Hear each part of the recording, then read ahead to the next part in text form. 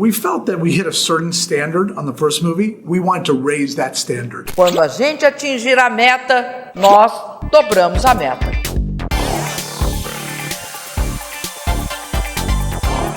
Why do you come to us?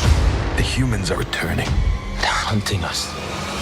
You do not know the sea. We will learn your ways. So for the audience, Avatar is a spectacle in terms of diving into a new high-tech world and visual effects and everything. But I wonder, for you as an actor, how much all this innovation impacts or changes the way you have to work? It's wonderful to work with this technology because it removes, at least for me, it removes all the external things that can sometimes take a lot more of an actor's time, preparing for. And all you have is all the extensive research and work that you did before you arrive on set. So what you're using is the number one tool that children use, that actors work to keep all the time, which is your imagination. It's only working with filmmakers like James Cameron that you're able to do that. He's incredibly informative. He believes in the research and the preparation so much. He respects that process so much that by the time we're shooting, everything is just so real to us. Our goal in creating a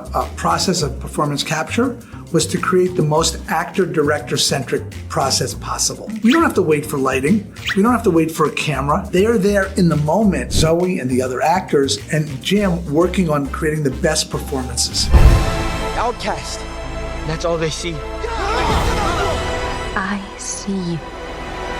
And when the first Avatar came out, you said it took years to have the technology to capture the emotions the way you wanted. Now for the sequences, how did you want technology to serve the story? We felt that we hit a certain standard on the first movie. We wanted to raise that standard. When Zoe performed in the first movie, she had a single camera that tracked her performances. On the sequels, she had 2 high-definition cameras. We have technology behind the scenes that now doesn't just track the skin, but the muscles inside the face. So the performances that you see are even more nuanced and more engaging. The fact that you could stay 5 minutes underwater is beyond impressive. Of course, doing it while acting is, mind-blowing. How do you prepare not only physically but emotionally for a work like this? You trust the process, you trust the people that Jim and Jon have surrounded you with, and you just trust your technique, like all the tools that they've been handing to you for months. You just trust all of that. By the time we get into that tank, we are emotionally prepared. We've been anticipating these moments because that's how passionate we've always been about this experience, about being a part of Avatar. I'm going to be trusting that they're going to make sure that I'm okay because I'm just going to take care of, what Neytiri is going through in this moment. It always became more daunting after the experience. If you want to live here, you have to ride.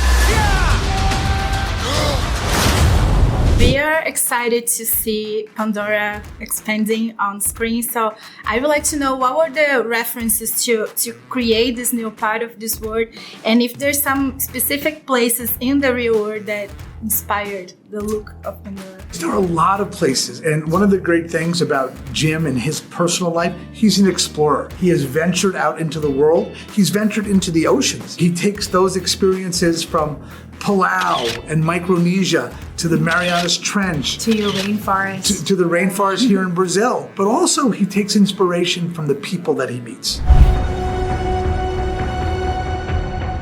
I hear her heartbeat. She's so close.